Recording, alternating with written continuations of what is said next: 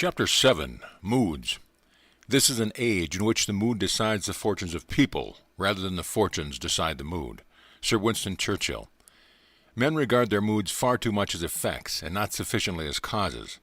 Moods are imaginal activities, without which no creation is possible. We say that we are happy because we have achieved our goal.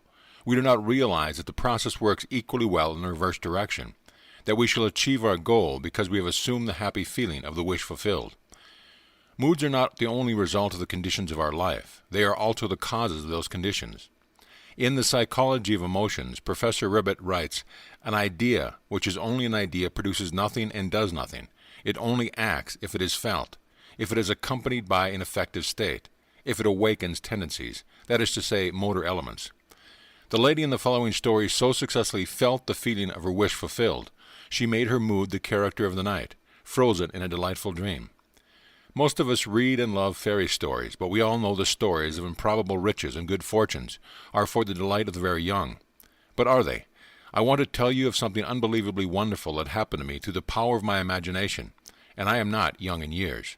We live in an age which believes in neither fable nor magic, and yet everything I would possibly want in my wildest daydreams was given to me by the simple use of what you teach, that imagining creates reality, and that feeling is the secret of imagining. At the time this wonderful thing happened to me, I was out of a job and had no family to fall back upon for support. I needed just about everything. To find a decent job, I needed a car to look for it, and though I had a car, it was worn out, it was ready to fall apart.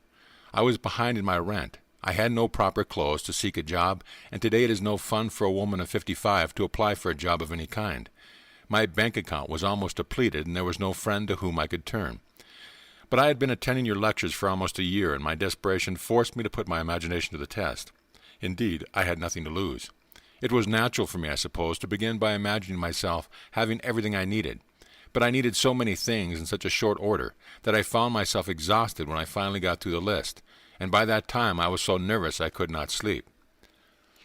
One lecture night I heard you tell of an artist who captured the feeling, or word as you called it, of "isn't it wonderful" in his personal experience. I began to apply this idea to my case. Instead of thinking of and imagining every article I needed, I tried to capture the feeling that something wonderful was happening to me. Not tomorrow, not next week, but right now. I would say over and over to myself as I fell asleep, "Isn't it wonderful? Something marvelous is happening to me now." And as I fell asleep, I would feel the way I expect to feel under such circumstances.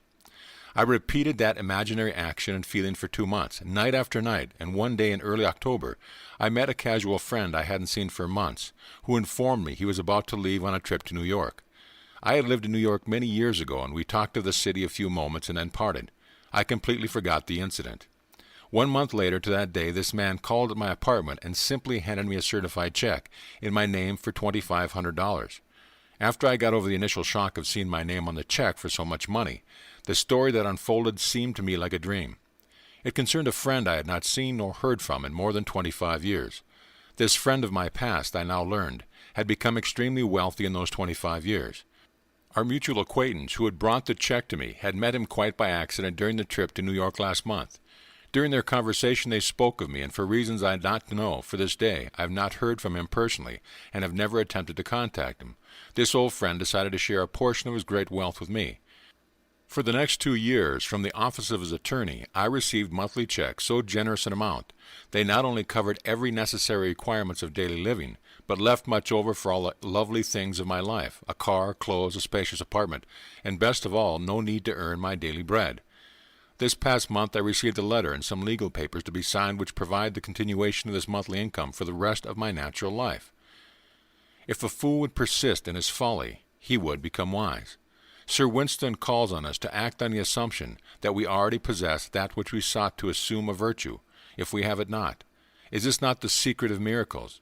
Thus the man with palsy was told to rise, to take up his bed and walk, to mentally act as if he were healed, and when the actions of his imagination corresponded with the actions which he would physically perform were he healed, he was healed.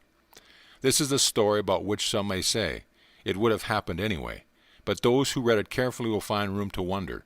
It begins 1 year ago as I left Los Angeles to visit my daughter in San Francisco. Instead of happy-natured individual she had always been, I found her in deep distress. Not knowing the cause of her anguish and not wishing to ask, I waited until she told me that she was in great financial trouble and must have $3,000 immediately.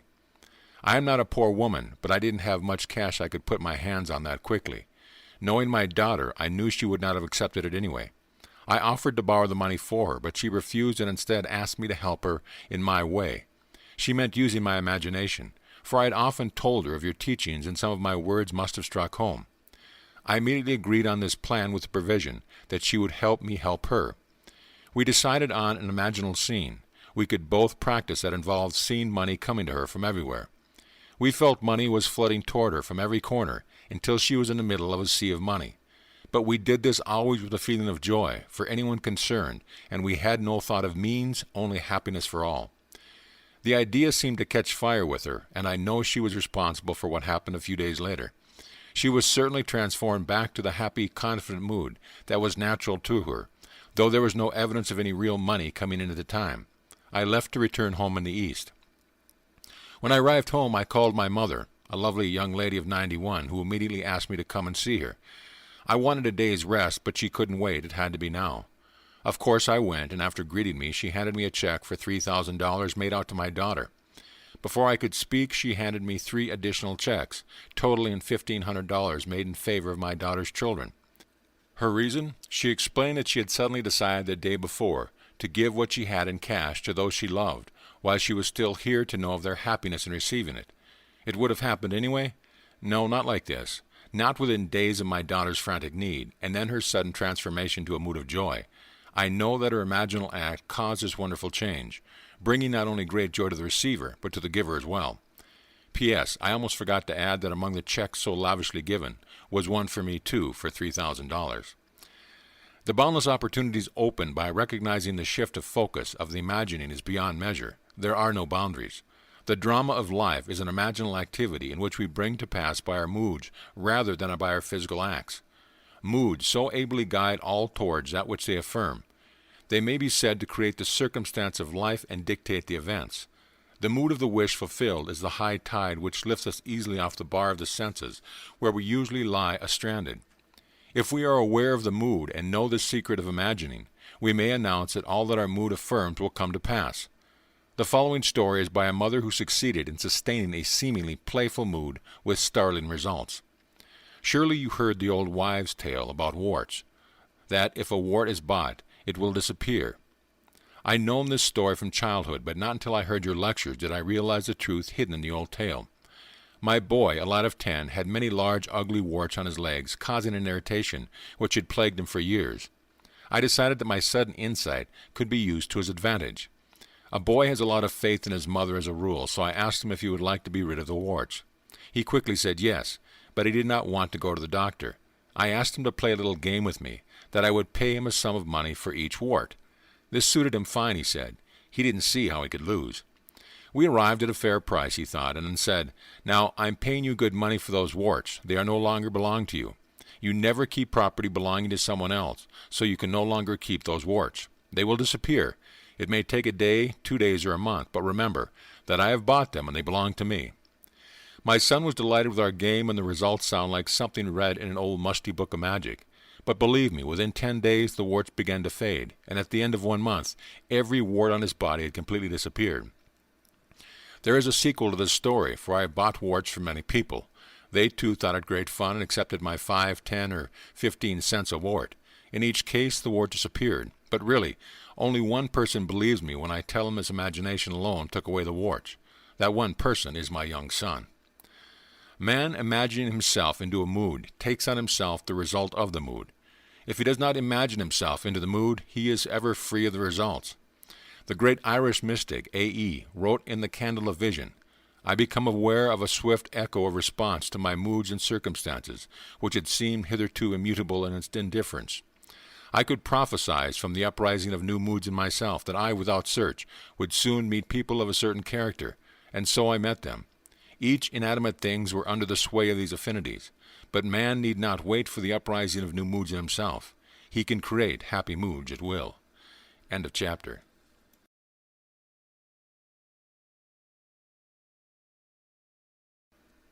Chapter 8. Through the Looking Glass. A man that looks on glass, or it may stay his eye, or if he pleaseth through the pass, and then the heaven spy. George Herbert. Objects to be perceived must first penetrate in some manner our brain, but we are not because of this interlocked with our environment. Although normal consciousness is focused on the senses and is usually restricted to them, it is possible for man to pass through this sense fixation into any imaginal structure which he conceives and so fully occupies it that it is more alive and more responsive than that on which his senses stay his eye. If this were not true, man would be an automaton reflecting life, never affecting it. Man, who is all imagination, is not tenant to the brain but landlord. He need not rest content with the appearance of things. He can go beyond perceptual to conceptual awareness. This ability to pass through the mechanical reflective structure of the senses is the most important discovery man can make. It reveals man as a center of imagining, with powers of intervention which enable him to alter the course of observed events, moving from success to success through a series of mental transformation in himself. Attention, the spearhead of imagining, may be either attracted from without as his senses stay on his eyes, or directed from within, if he pleases, and through the senses pass into the wish fulfilled. To move from perceptual awareness of things as they seem to conceptual awareness, or things as they ought to be, we imagine as vivid and as lifelike a representation as possible of what we would see, hear, and do, where we physically present and physically experiencing things as they ought to be, and imaginatively participate in that scene. The following story tells of one who went through the glass and broke the chains that bound her. 2 years ago, I was taken to a hospital with a serious blood clot condition, which apparently had affected the entire vascular system, causing hardening of arteries and arthritis. A nerve in my head was damaged and my thyroid enlarged. Doctors could not agree on the cause of this condition, and all their treatments were completely ineffective. I was forced to give up every enjoyable activity and remain in bed most of the time. My body from hip to toes felt as though it were encased and bound by tight wires, and I couldn't put my feet on the floor without wearing heavy, hip-length, elastic stockings. I knew something of your teaching and tried very hard to apply what I had heard, but as my condition grew worse and I could no longer attend any of your lectures, my despondency grew deeper. One day a friend sent me a postcard picturing the scene of a lovely beach by the ocean. The picture was so beautiful I looked and looked at it and began to remember past summer days at the seashore with my parents. For a moment the postcard picture seemed to become animated, and flooding memories of myself running free on the beach filled my mind. I felt the impact of my bare feet against the hard, wet sand. I felt the icy water running over my toes, and heard the crash of waves breaking on the shore. This imaginal activity was so satisfying to me as I lay in bed that I continued to imagine this wonderful scene, day after day for about 1 week. One morning I moved from my bed to the couch, and had started to sit up when I was seized with such an excruciating pain my entire body became paralyzed. I could neither sit up nor lie down. This terrible pain lasted for more than a full minute, but when it stopped I was free. It seemed as if all the wires binding my legs had been cut. One moment I was bound, the next moment I was free, not by degree, but instantly. We walk by faith, not by sight. 2 Corinthians 5:7. When we walk by sight, we know our way by the objects which our eyes see. When we walk by faith, we order our life by scenes and actions which only imagination sees. Man perceives by the eye of imagination or by sense, but two mental attitudes to perception are possible: the creative, imaginative effort, which meets with an imaginative response, or the unimaginative, staying on the eye, which merely reflects. Man has within him the principle of life and the principle of death. One is the imaginative building its imaginal structures out of the generous dreams of fancy. The other is the imagination building its imaginal structures from images reflected by the chill wind of fact. One creates, the other perpetuates. Man must adopt either the way of faith or the way of sight.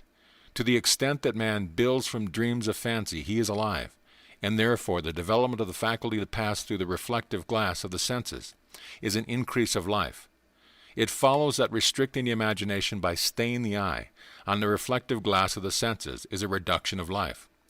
The specious surface of fact reflects rather than discloses, deflecting the eye of imagination from the truth that sets man free. The eye of imagination, if not deflected, looks on what ought to be there, not what is. However familiar the scene on which sight rests, the eye of imagination could gaze on when never before witnessed. It is this eye of imagination, and only this, that can free us from the sense fixation of outer things, which completely dominates our ordinary existence, and keeps us looking on the reflective glass of fact. It is possible to pass from thinking of to thinking from, but the crucial matter is thinking from, i.e. experiencing the state, for that experience means unification. Whereas in thinking of, there is always subject and object, the thinking individual and the thinking thought of. Self-abandonment, that is the secret. We have to abandon ourselves to the state, in our love for the state, and so doing live the life of the state, and no more our present state. Imagination seizes upon the life of the state and gives itself to the expression of the life of that state. Faith plus love is self-commission. We can't commit ourselves to what we do not love. Never would you have made anything if you had not loved it, and to make the state alive one must become it. I live it, yet not I. God lives in me. And the life I now live in the flesh, I live by the faith of God, who loved me and gave himself for me. God loved man. He is created and became man in faith, that his act of self-commission would transform the created into the creative. We must be imitators of God as dear children, and commit ourselves to what we love. As God who loved us committed himself to us, we must be the state to experience the state. The center of consciousness, imagining, can be shifted, and what we are now mere wishes, imaginal activities keyed low, brought into penetrating focus and centered. Entrance commits us to the state. The possibilities of such shifting of the center of imagining are startling. The activities concerned are physical throughout. The shifting of the center of imagining is not brought about by spatial travel, but by a change in what we are aware of. The boundary of the world of sense is a subjective barrier. So long as the senses take notice, the eye of imagination is deflected from the truth. We do not get far unless we let go. This lady let go with immediate and miraculous results. Thank you for the golden key. It was released my brother from the hospital from pain and probable death, for he was facing a fourth major operation with little hope of recovery. I was very concerned and attempting to use what I had learned about my imagination. I first asked myself what my brother truly desired. Does he want to continue in this body, or does he desire to be free of it? The question revolved itself over and over in my mind, and suddenly I felt that he would like to continue remodeling this kitchen, which he had been contemplating before his confinement in the hospital. I knew my question had been answered, so I began to imagine from that point. Attempting to see my brother in the busy activity of remodeling, I suddenly found myself gripping the back of a kitchen chair I had used many times when something happened. Then suddenly I found myself standing beside my brother's bed in the hospital. This was the last place I would have wanted to be, physically or mentally, but there I was, and my brother's hand reached up and grasped my hand tightly as I heard him say, "I knew you would come, Joe." It was a well hand I clasped, strong and sure, and the joy that filled and spilled over in my voice as I heard myself say, "It's all better now, you know it." My brother didn't answer, but I distinctly heard a voice say to me, "Remember this moment." I seemed to awaken and back in my own home. This took place the night after he had entered the hospital. The following day his wife telephoned me saying, "It is unbelievable. The doctor can't account for it, Joe, but no operation is necessary. He's so improved that we have agreed to release him tomorrow." The following Monday my brother went back to his work and has been perfectly well since that day. Not facts, but dreams of fancy shape our lives. She needed no compass to find her brother, nor tools to operate, only the eye of imagination.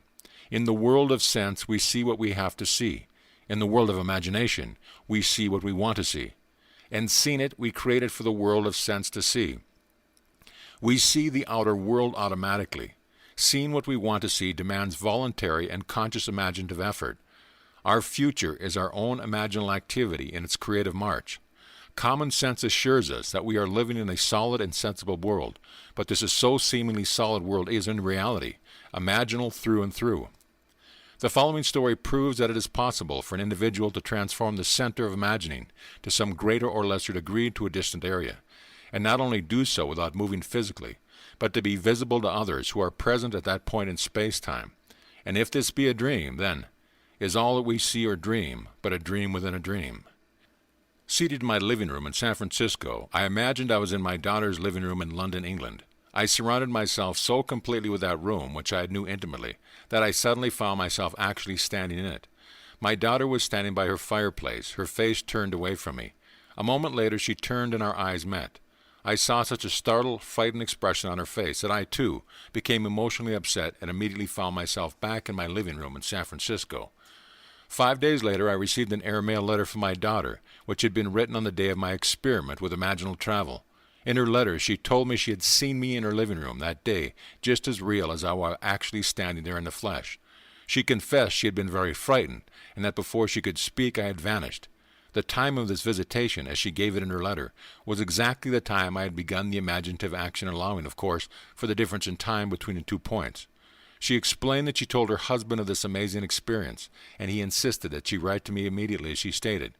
Your mother must have died or is dying, but I wasn't dead or dying, but very much alive and very excited by this marvelous experience. Nothing can act but where it is, with all my heart, only where is it? Thomas Carlyle. Man is all imagination, therefore a man must be where he is in imagination, for his imagination is himself. Imagination is active at and through any state that is aware of. If we take shifting of awareness seriously, there are possibilities beyond belief. The senses join man in forced and unholy wedlock to what, were her imaginatively awake, he would put asunder. We need not feed on sense data. Shift the focus of awareness and see what happens. However little we move mentally, we should perceive the world under a slightly changed aspect. Awareness is usually moved about in space by movement of a physical organism, but it need not be so restricted. It can be moved by a change in what we are aware of. Man is manifesting the power of imagination, whose limits he cannot define. To realize that the real self, imagination, is not something enclosed within the spatial boundary of the body is most important. The foregoing story proves that when we meet a person in the flesh, that his real self need not be present in space where his body is. It also shows that sense perception can be thrown into operation outside of the normal physical means, and that the sense data produced is of the same kind as those who occur in normal perception. The idea in the mother's mind which started the whole process going was the very definite idea of being in the place where her daughter lived. And if the mother really were in that place, and if the daughter were present, then she would have to be perceptible to her daughter. We can only hope to understand this experience in imaginal and not in mechanical or materialistic terms.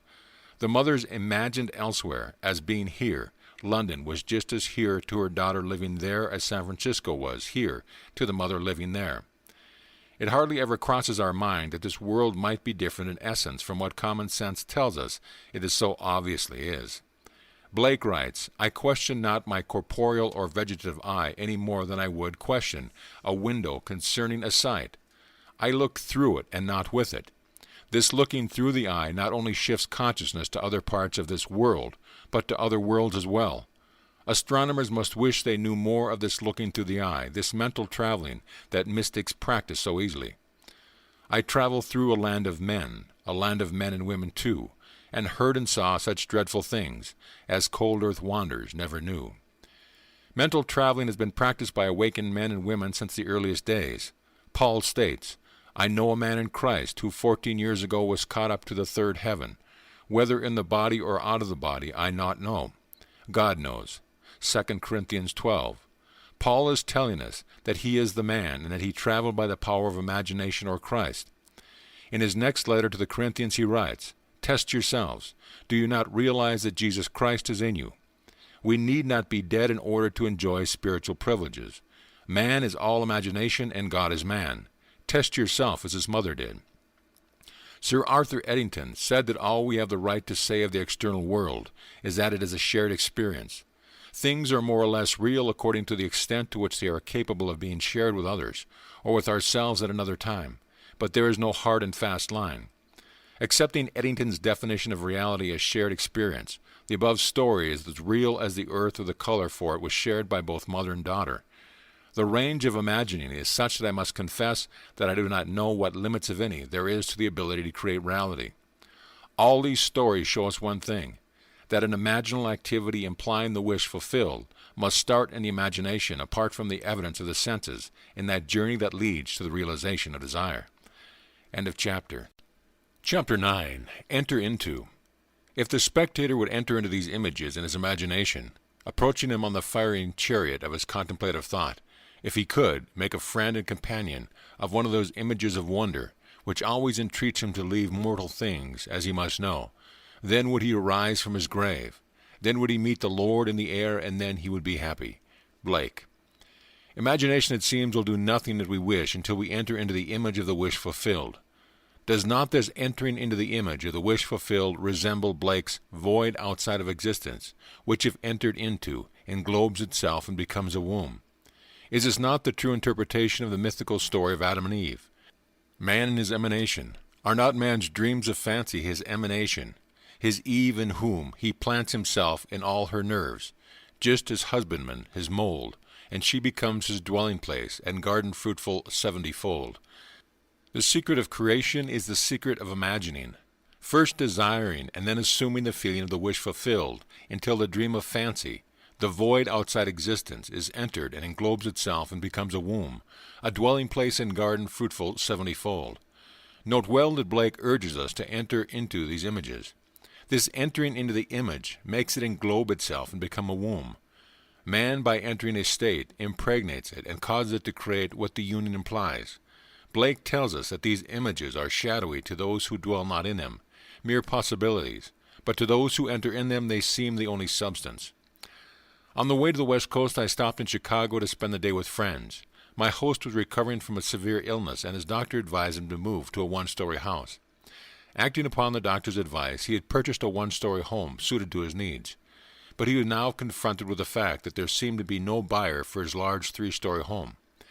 When I arrived, he was very discouraged. In trying to explain the law of constructive imagining to my host and his wife, I told them the story of a very prominent New York woman who had come to see me concerning the rental of her apartment.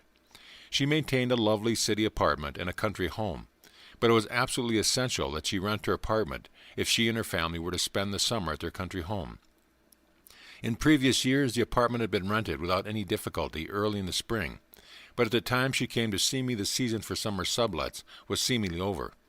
Although the apartment had been in the hands of a good real estate agent, no one had seemed interested in renting it.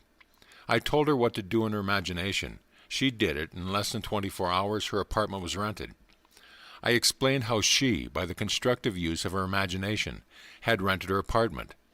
At my suggestion, before she went to sleep that night in her apartment in the city, she imagined she was lying in her bed in her country home.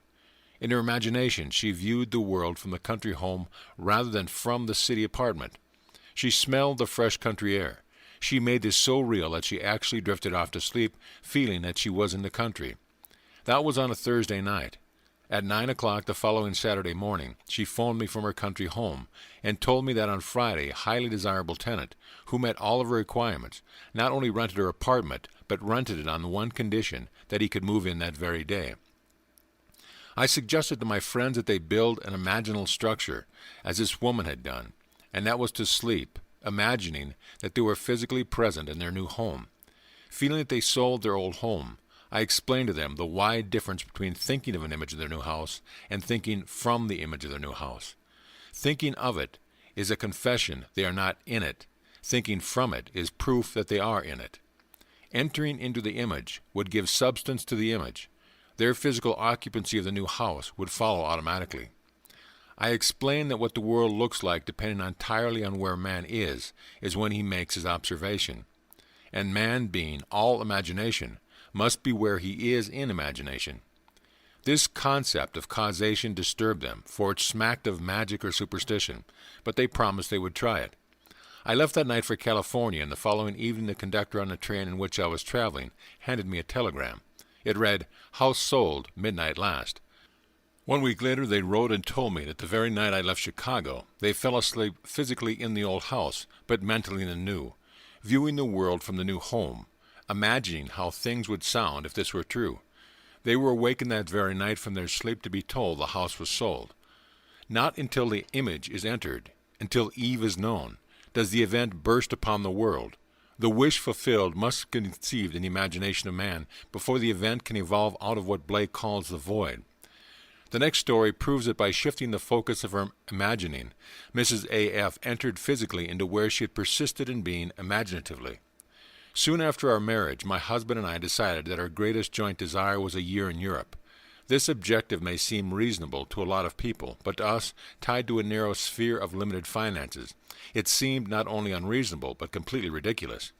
Europe might as well have been another planet. but I had heard your teaching, so I persisted in falling asleep in England. Why England necessarily I cannot tell, except that I had seen a current motion picture featuring the area around Buckingham Palace, and had promptly fallen in love with the scene. All I did in my imagination was to stand quietly outside the great iron gates and feel the cold metal bars grip tightly in my hands as I viewed the palace. For many, many nights I felt an intense joy at being there, and fell asleep in this happy state. Soon after, my husband met a stranger at a party, who within 1 month was instrumental in securing a teaching fellowship for him at a great university. Imagine my excitement when I heard the university was in England, tied to a narrow sphere. Within another month we were crossing the Atlantic, and our supposedly insurmountable difficulties melted as though they never existed. We had our year in Europe, one of the happiest years of my life. M.F. What the world looks like depends entirely on where man is when he makes his observations, and man, being all imagination, must be where he is in imagination. The stone which the builders rejected has become the chief cornerstone. That stone is imagining. I acquaint you with this secret, and leave you to act or react. This is the famous stone, that turneth all to gold, for that which God doth touch and own cannot for less be told. George Herbert. My home is old, but it is mine. I wanted the exterior painted and the interior redecorated, yet I had no money to accomplish either objective. You told us to live as though our desire is already a reality, and this I began to do. Imagining my old house with a brand new coat of paint, new furnishing, new decoration, and all the trimmings. I walked in my imagination, through the newly decorated rooms. I walked around the outside admiring the fresh paint, and at the end of my imaginal act, I handed the contractor a check for payment in full. I entered this imaginal scene faithfully as often as I could during the day, and each night before I fell asleep. Within 2 weeks I received a registered letter from Lloyd's of London, telling me I had inherited $7,000 from a woman I had never met. I had known her brother slightly over 40 years before, and had performed a small service 15 years ago for the lady, when his brother had died in our country, and she had written to me asking for particulars regarding his death, which I was able to provide. I had not heard from her since that time. Now here was the check for $7,000, more than enough to cover the cost of my house restoration, plus many, many other things I desired. He who does not imagine in stronger and better lineaments, and in stronger and better light than his perishing and mortal eye can see, does not imagine at all. Unless the individual imagines himself someone else, or somewhere else, the present conditions and circumstances of his life will continue in being and his problems recur. For all events renew themselves from this constant images. By him they were made, by him they continue in being, and by him they can cease to be. The secret of causation is in the assembled imagery. But a word of warning, the assemblage must have meaning. It must imply something, or will not form the creative activity, the word. End of chapter.